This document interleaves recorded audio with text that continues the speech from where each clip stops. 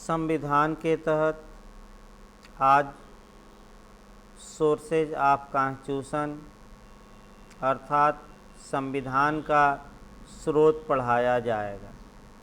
स्रोत का मतलब ये हुआ कि संविधान में जो बातें हमारे संविधान में लिखी गई हैं वे कहाँ से एडाप्ट की गई हैं, कहाँ से ग्रहण की गई हैं। ये आपका आईएएस में भी क्वेश्चन बनता है, मॉडल भी याद रखिएगा। जो हमारे संविधान में बातें एडाप्ट की गई हैं अर्थात हमारे संविधान में जो बातें स्वीकार की गई हैं वे कहाँ से की गई हैं, यानी कि कौन सी बात किस देश से ली गई हैं, ये क्वेश्चन आपका एक कम से कम पीटी में बनता है। लेकिन सबसे पहले आपको ये देखना है कि भारतीय संविधान का स्रोत क्या है, सोर्सेज क्या है। तो आपका जवाब रहेगा भारतीय संविधान पर जो इफ़ेक्ट पड़ा है, प्रभाव पड़ा है, वह पहला प्रभाव है भारत शासन अधिनियम 1935, यानी कि हमारे भारतीय संविधान पर भारत शासन अधिनियम 1935 का इफ़ेक्ट पड़ा है। भारत शासन अधिनियम 1935 का इफ़ेक्ट पड़ा है। अब क्वेश्चन का मॉडल यहाँ आपको तैयार कर लेना है कि भारत शासन अधिनियम 1935 से कितने परसेंट प्रावधान संविधान में लिए गए हैं। तो लगभग 75% प्रावधान इससे लिए गए हैं, अर्थात लगभग 2/3 यानी कि 2/3 जो प्रावधान है वह भारत शासन अधिनियम से ही एडाप्ट किए गए हैं। तीसरा जो क्वेश्चन इससे बनता है कि हम स्वतंत्र हुए 15 अगस्त 1947 को और हमारा संविधान लागू हुआ 26 जनवरी 1950 को। तो आईएएस में जो क्वेश्चन बना है वह क्वेश्चन ये बना है कि 15 अगस्त 1947 से लेकर 26 जनवरी 1950 के बीच भारत का शासन किस कानून द्वारा चलाया जाता था। तो आपका जवाब रहेगा इस बीच भारत का शासन भारत शासन अधिनियम 1935 में कुछ चेंजिंग करके, कुछ परिवर्तन करके चलाया जाता था। ये आईएएस में भी क्वेश्चन बना है। दूसरा देखा जाए आपका, जहाँ तक आपका दूसरे स्रोत की बात है, अन्य देशों की नज़ीरें, यानी कि जो विश्व के अन्य देश हैं, अन्य देशों की नज़ीरें ली गई हैं, यानी कि भारतीय संविधान में आपका कह सकते हैं कि अन्य देशों से भी कुछ प्रावधान लिए गए हैं। लगभग विश्व के 60 देशों से जो अच्छी बातें हैं वे अच्छी बातें भारतीय संविधान में एडाप्ट की गई हैं। इसके बाद जो तीसरा स्रोत है वह आपका है कन्वेंशन, यानी कि अभिसमय है, यानी कि कन्वेंशन है, अभी समय है अर्थात कन्वेंशन है। इसके बाद आपका प्रथा है, यानी कि कस्टम, और तीसरा जो है आपका कह सकते हैं रूढ़ यानी कि यूजेज। देखिए आपका जो पहले कन्वेंशन देखिए, अभिसमय देखिए। अभिसमय का मतलब ये हुआ ट्रीटी या कॉन्ट्रैक्ट या एग्रीमेंट, यानी कि कुछ ऐसे कॉन्ट्रैक्ट हैं, एग्रीमेंट हैं जो इंग्लैंड में सम्राट और वहाँ के विधायिका के बीच हुए कि शासन को कैसे चलाया जाएगा। और कुछ इंग्लैंड की प्रथाएं हैं, कुछ रूढ़ियां हैं, यानी कि इसका मतलब ये हुआ कि चाहे आप कितना ही बड़ा संविधान बना लीजिए, ये संभव नहीं है कि संविधान में सभी बातों का उल्लेख कर दिया जाए।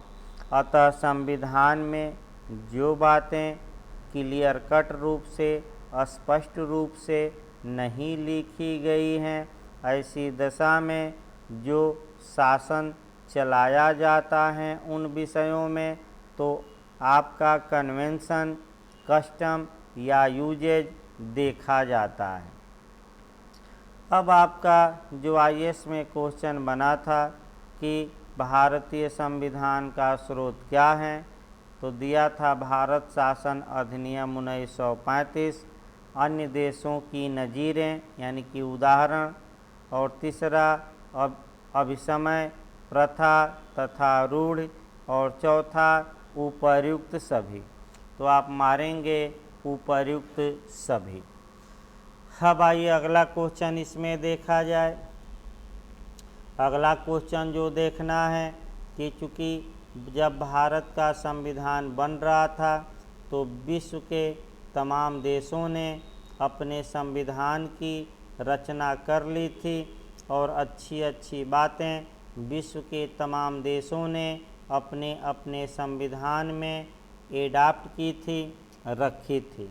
अतः भारत के संविधान सभा ने ये काम किया कि जो विश्व की अच्छे अच्छे संविधानों में, विश्व के संविधानों में जो अच्छी अच्छी बातें हैं उसे भारत में स्वीकार कर लिया। अर्थात किस देश से कौन सा कह सकते हैं कि प्रावधान भारत में लिया गया है, यहाँ से आपका एक या दो क्वेश्चन बनता है। तो चूँकि भारत में ज़्यादातर इंग्लैंड का शासन रहा है, अतः सबसे पहले हमें ये देखना है कि इंग्लैंड से भारत में क्या क्या लिया गया है। अर्थात इंग्लैंड के संविधान से भारतीय संविधान में क्या क्या प्रावधान लिए गए हैं। जब भी इसको पढ़िए आप इसको दो तरीके से पढ़िए।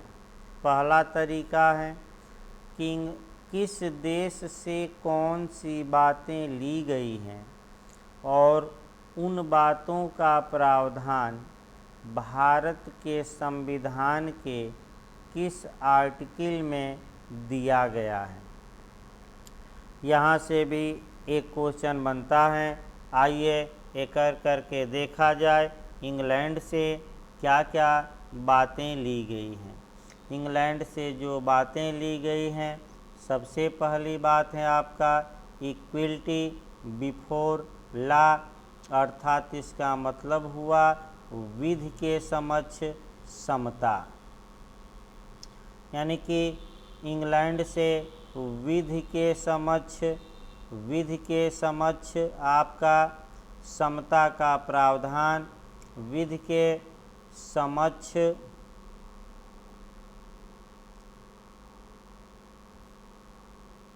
समता का प्रावधान इंग्लैंड से लिया गया है और भारतीय संविधान में ये प्रावधान अनुच्छेद 14 में समाहित है। दूसरा देखा जाए रूल ऑफ लॉ, यानी कि विधि का शासन, विधि का शासन यानी कि रूल ऑफ लॉ आजकल काफ़ी चर्चा में भी हैं। विधि का शासन, जहाँ तक विधि के शासन की बात है, ये भी इंग्लैंड से लिया गया है और ये भी भारतीय संविधान के अनुच्छेद 14 में समाहित है। फिर इंग्लैंड से आपका जो लिया गया है रिट ली गई है। रिट यानी कि लेख लिए गए हैं। अब लेख का प्रावधान किस अनुच्छेद में है, तो उच्चतम न्यायालय अनुच्छेद 32 के तहत रिट जारी करता है, जबकि हाई कोर्ट आर्टिकल 226 के तहत। इसके बाद इंग्लैंड से जो लिया गया है पार्लियामेंट्री सिस्टम अर्थात संसदीय प्रणाली।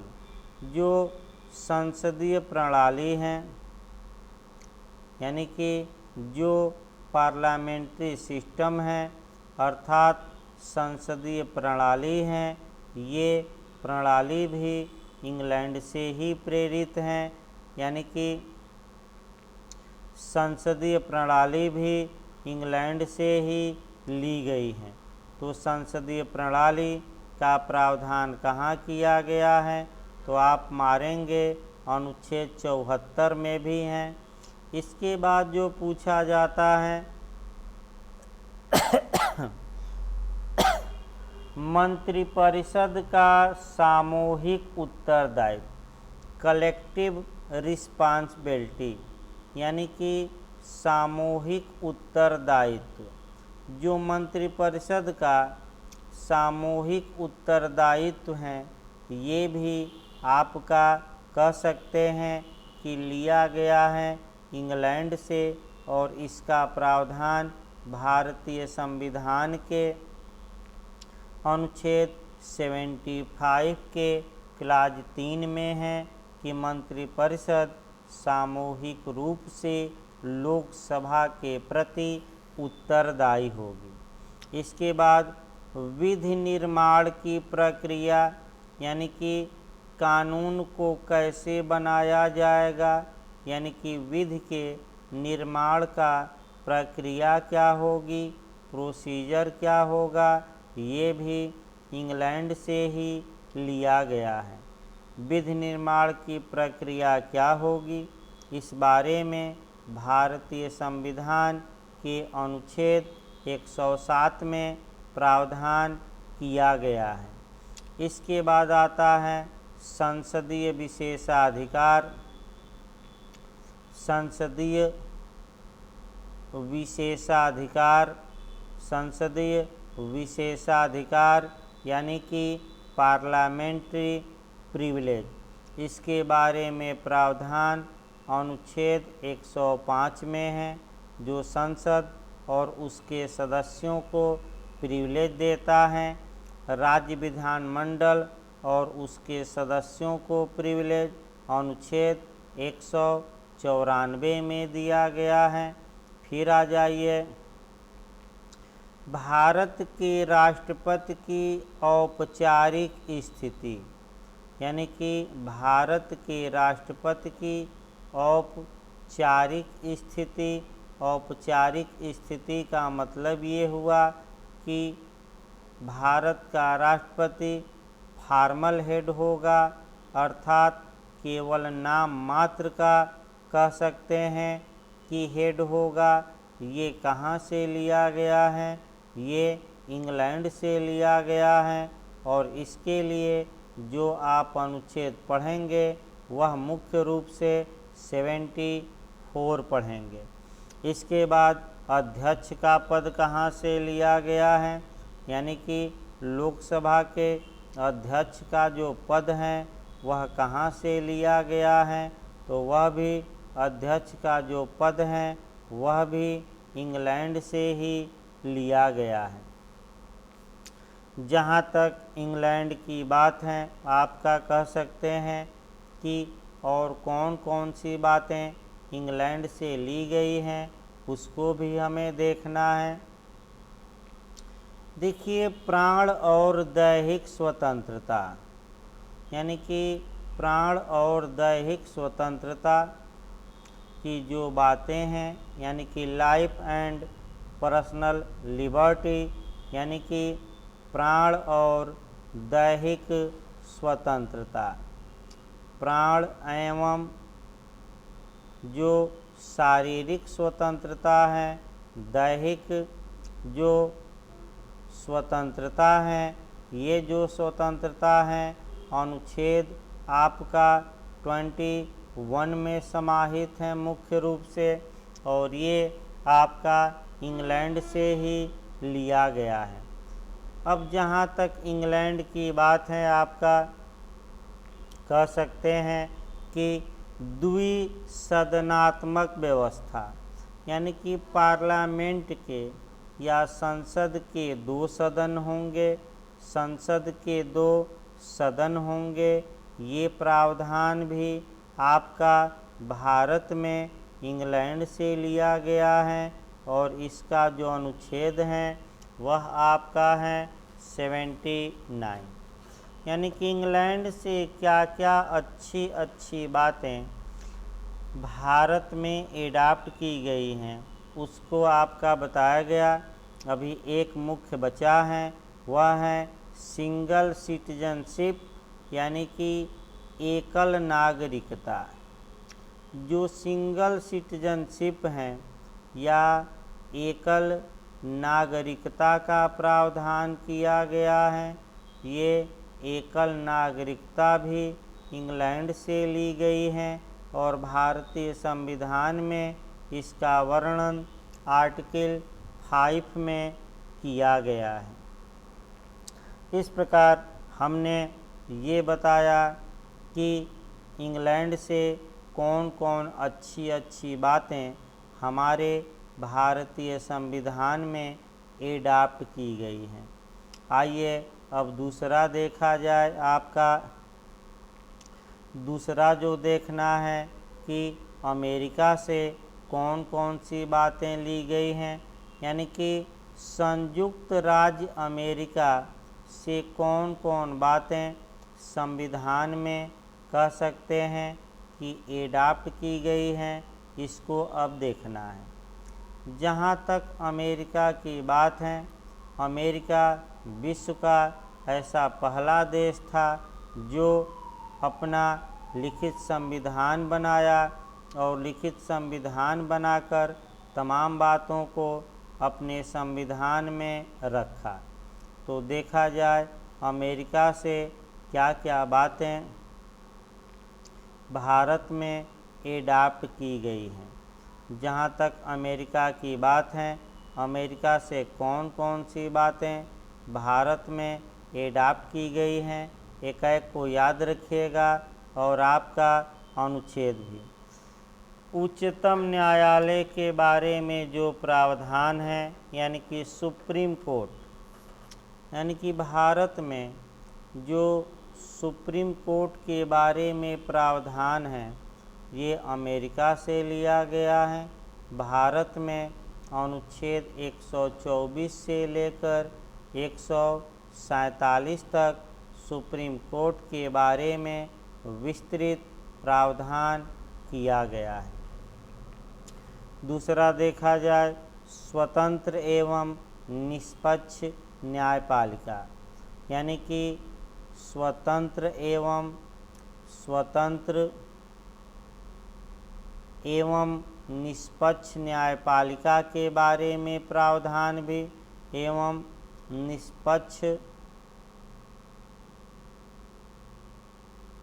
निष्पक्ष न्यायपालिका के बारे में प्रावधान भी अमेरिका से ही लिया गया है। अब ये किस अनुच्छेद में है, तो इसके लिए तमाम अनुच्छेद दिए गए हैं।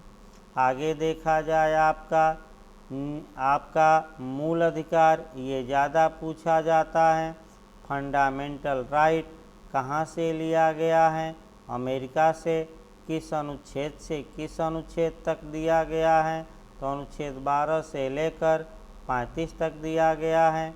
इसके बाद जो पूछा जाता है जुडिशियल रिव्यू, यानी कि न्यायिक पुनर्विलोकन, न्यायिक पुनर्विलोकन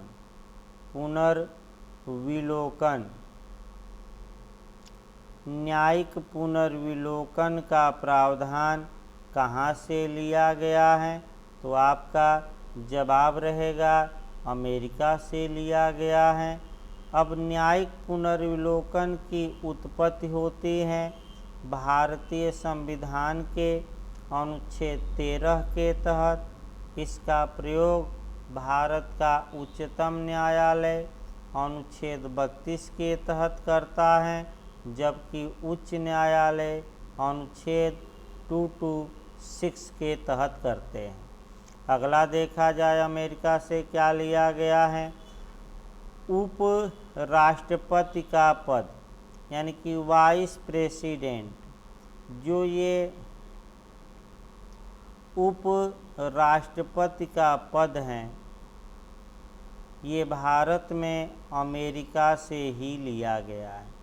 अब भारत में भारत का एक उपराष्ट्रपति होगा, इस बात का वर्णन भारतीय संविधान के अनुच्छेद 63 में किया गया है। अमेरिका से जो और बातें ली गई हैं वह ये ली गई हैं कि अनुच्छेद 124 के क्लाज 3 के तहत भारत का राष्ट्रपति किसी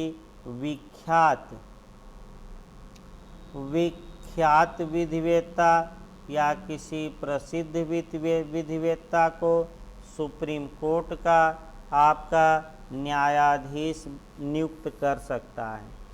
यानी कि भारतीय संविधान के अनुच्छेद 124 के क्लाज 3 में इस बात का उल्लेख किया गया है कि भारत का प्रेसिडेंट किसी पारंगत या विख्यात या फेमस या प्रसिद्ध लॉ एक्सपर्ट को, विधिवेत्ता को उच्चतम न्यायालय का जज या न्यायाधीश नियुक्त कर सकता है। अब जो क्वेश्चन बनता है यहाँ कि ये प्रावधान कहाँ से लिया गया है, तो आपका जवाब रहेगा अमेरिका से। फिर क्वेश्चन बना है कि पारंगत विधिवेत्ता को कहाँ का न्यायाधीश नियुक्त किया जा सकता है, उच्चतम न्यायालय, उच्च न्यायालय, दोनों, इनमें से कोई नहीं। तो आपका जवाब होगा केवल और केवल उच्चतम न्यायालय। अगला क्वेश्चन बनता है कि वह प्रथम व्यक्ति कौन है जिसे विख्यात विधिवेत्ता या प्रसिद्ध विधि का ज्ञाता होने के कारण उच्चतम न्यायालय में राष्ट्रपति द्वारा जज नियुक्त किया गया। तो आपका भरमाने के लिए तमाम आपका मैं बता दूं, आपका ऑप्शन देगा भ्रम में न आना है। आज तक किसी भी व्यक्ति को इस अनुच्छेद का सहारा लेकर, इस प्रावधान का सहारा लेकर उच्चतम न्यायालय का न्यायाधीश बनाया नहीं गया है। अर्थात कुछ बातें देखने में अच्छी लगती हैं, अप्लाई करने में नहीं।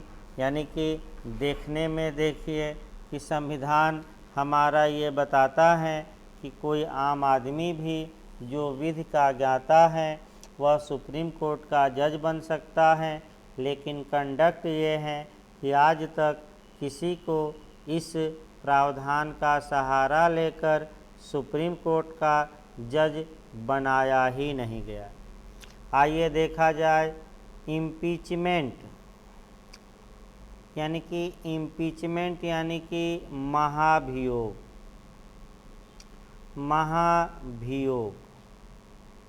देखिए, महाभियोग या इम्पीचमेंट, अगर हम संविधान की बात देखें तो संविधान में इम्पीचमेंट या महाभियोग का उल्लेख केवल और केवल भारत के प्रेसिडेंट के लिए किया गया है, भारत के राष्ट्रपति के लिए किया गया है।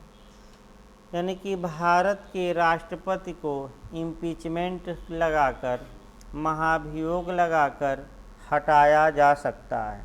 अब देखिए क्वेश्चन का मॉडल कैसे बना है। कि भारत के राष्ट्रपति पर जो महाभियोग लगाया जाता है वह कहाँ से लिया गया है, तो आपका जवाब रहेगा अमेरिका से। दूसरा क्वेश्चन बना है कि भारत के राष्ट्रपति को महाभियोग लगाकर हटाया जा सकता है, ये किस अनुच्छेद में लिखा है, तो आपका जवाब रहेगा 56 में लिखा है, 56 में।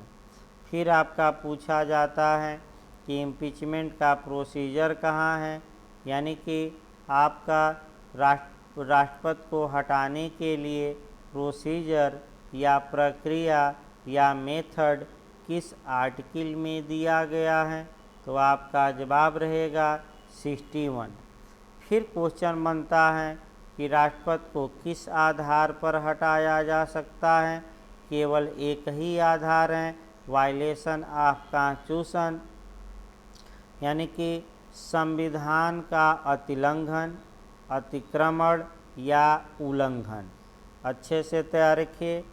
अगर हम भारत का प्रेसिडेंट यानी कि राष्ट्रपति कॉन्स्टिट्यूशन का वायलेशन करता है तो ऐसी दशा में संसद द्वारा उस पर महाभियोग लगाकर उसे उसके पद से हटाया जा सकता है।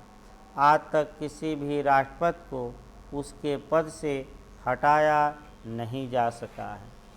अगला देखा जाए आपका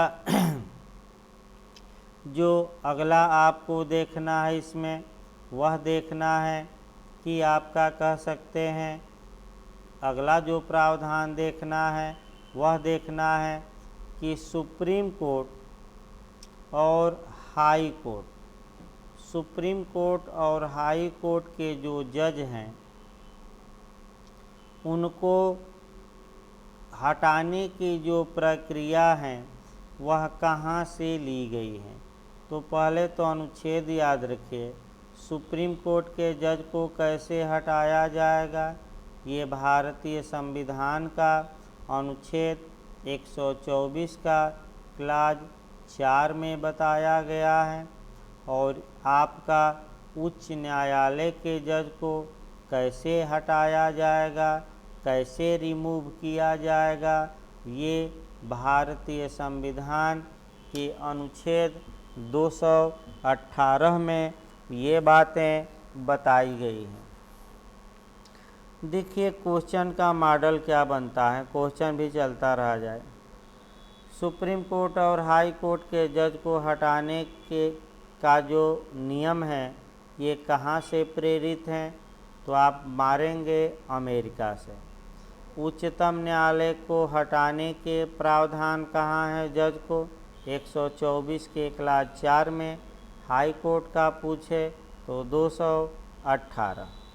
अगला नियम ये आया कि सुप्रीम कोर्ट और हाई कोर्ट के जज को जो हटाने की प्रक्रिया है क्या वह समान है कि असमान है।